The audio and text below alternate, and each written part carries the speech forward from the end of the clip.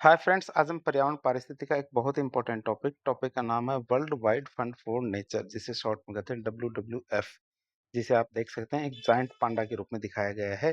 इसके बारे में काफी डिटेल चर्चा करेंगे। आप हमारे साथ बने रहिए ताकि आपको इसके बारे में जानकारी होगी।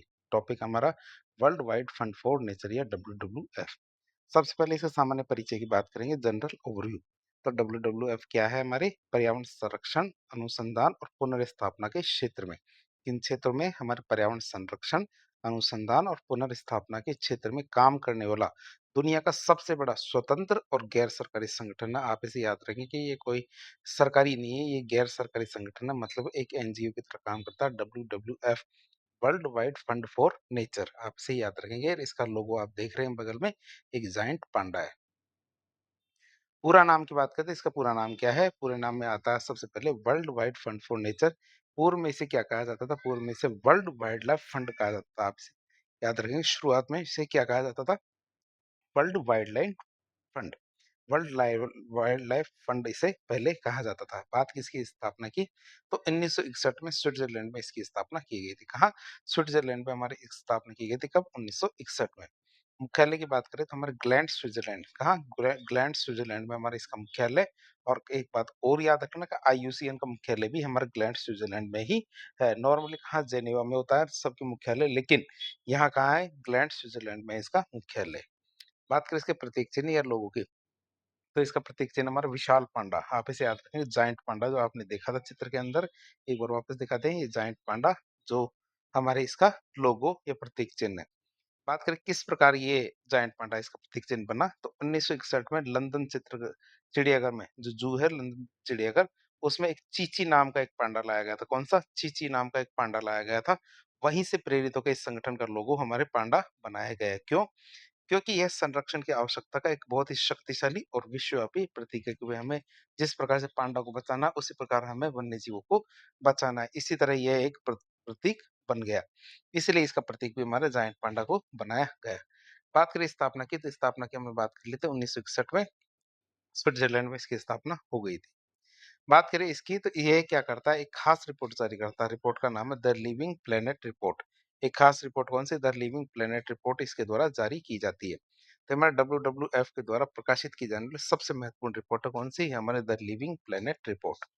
और ये रिपोर्ट क्या है? दुनिया की जैव विविधता, मतलब बायोडायवर्सिटी और प्राकृतिक संसाधनों के स्वास्थ्य का सबसे प्रमुख हमारा वैज्ञानिक विश्लेषण होती है। जो रिपोर्ट है क्या है?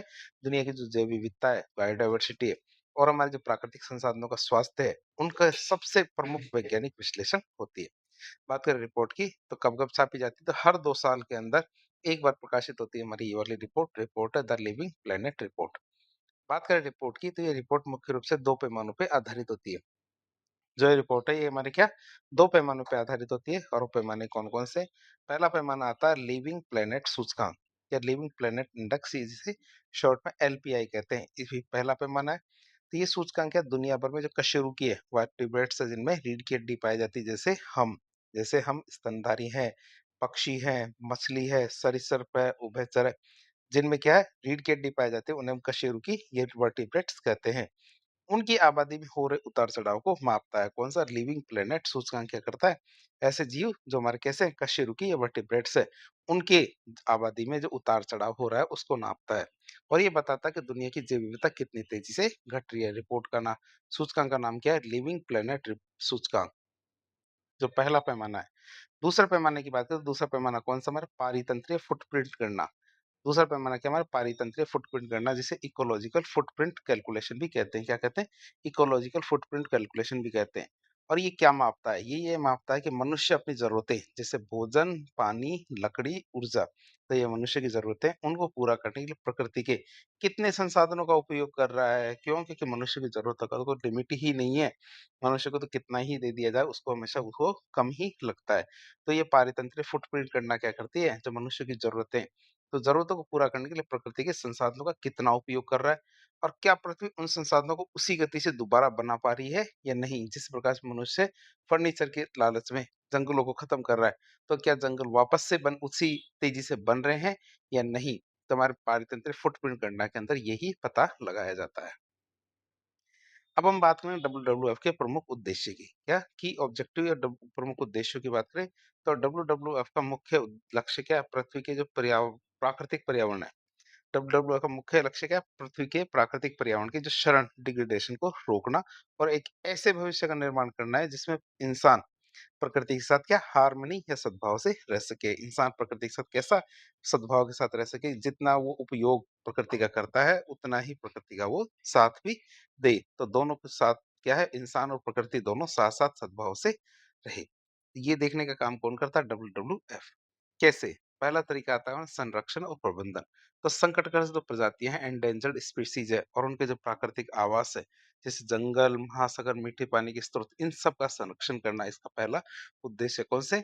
संकटग्रस्त प्रजातियों और उनके प्राकृतिक आवासों का संरक्षण करना।